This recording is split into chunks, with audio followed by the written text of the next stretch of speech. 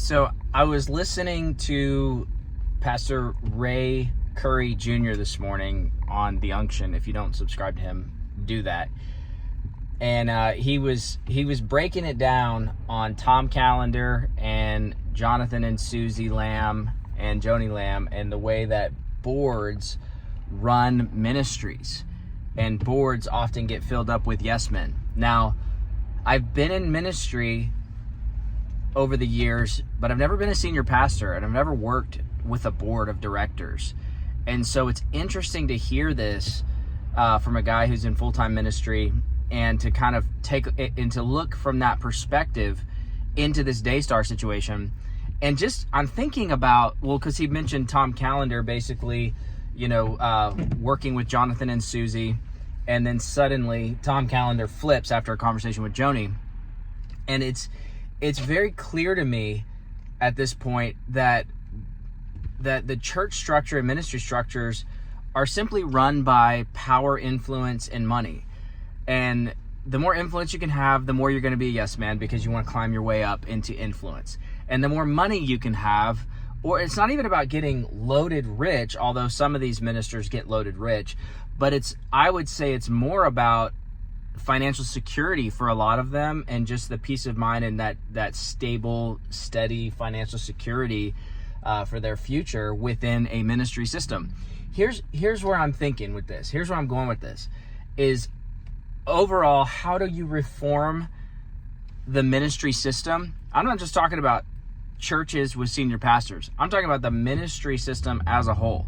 How do you reform this system when it's based on donations from people, from often good-hearted people, and then it's run by people that, as more power comes into their hands, more influence and more power, there's oftentimes more corruption that happens, or more bent toward abusing that power, because people are fickle, right? And so what do they try to put in place? They try to put boards in place to help that process, but then the boards are paid. And this is something that, again, I haven't worked with boards of directors on nonprofit ministries because that hasn't been my thing. But when I look at it, I'm like, these guys are paying, most of the time, their board members. So these board members are paid, or they're influential in the ministry, whether it's having some type of power or influence or some type of paycheck.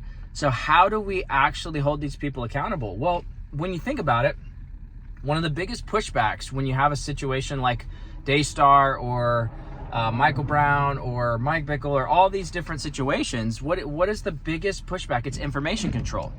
And it's pushing back on, like, the biggest thing they can do to people that want to hold them accountable is try to control the information through manipulating your goodwill. What do I mean by that? Whoa, don't drop. There we go.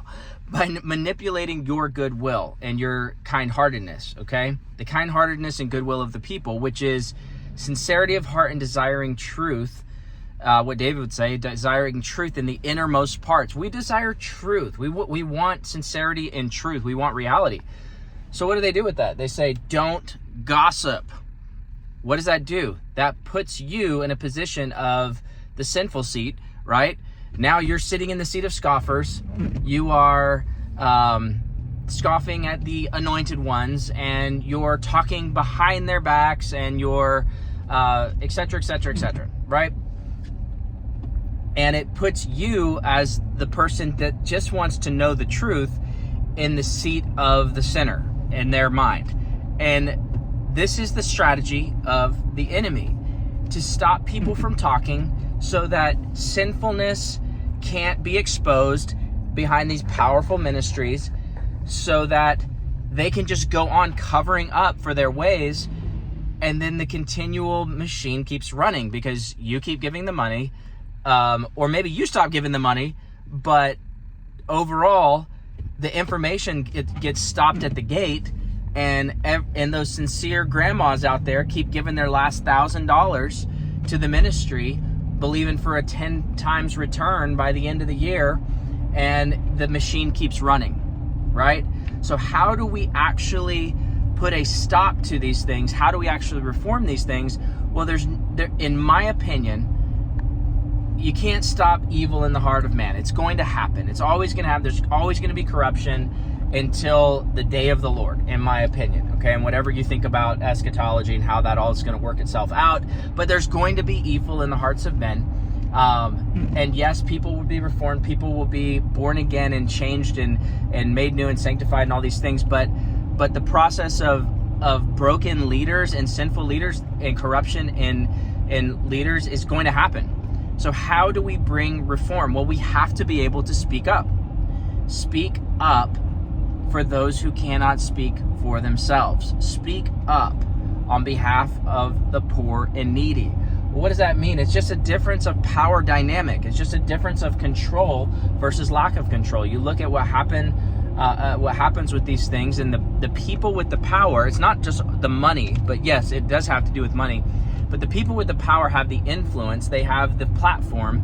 And so when those who are victims of those systems begin to speak up, their best weapon against those people is to silence them because of their sincerity, to silence them because of their convictions to do righteousness, which is telling them to not gossip, and that even them speaking their own sincere words is evil. To speak up is evil. Well, how do we know that is not evil? Well, look at, Paul the Apostle, 2 Timothy, he calls out, I'm not going to say their names properly, Hymenaeus and Philetus or something like that. You can go look, I think it's 2 Timothy 2:17 maybe. He calls them out by name about these guys that are preaching a false doctrine and acting inappropriately in the way that they're leading or the way that they're teaching. Okay, Paul the Apostle also stands up before everyone in the book of Galatians, tells the story, calls out the Apostle Peter right there in front of everybody. Right there, he calls out the Apostle Peter. So what is my point here is that throughout the New Testament, you see these scenarios where they're not afraid to name names. They're not afraid to say what these people are doing. They're not afraid to call it out, because it's not a matter just of, oh, they sinned against me.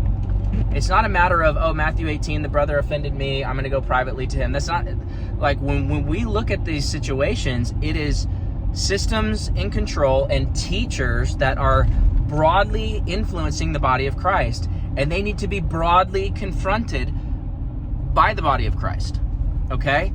And it cannot be shut down with this idea of, oh, just, it's gossip, it's slander, it's gossip, all this stuff. It's because it's not.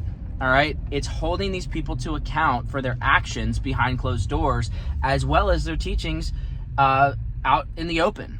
Okay, because a lot of them are doing these things in the open.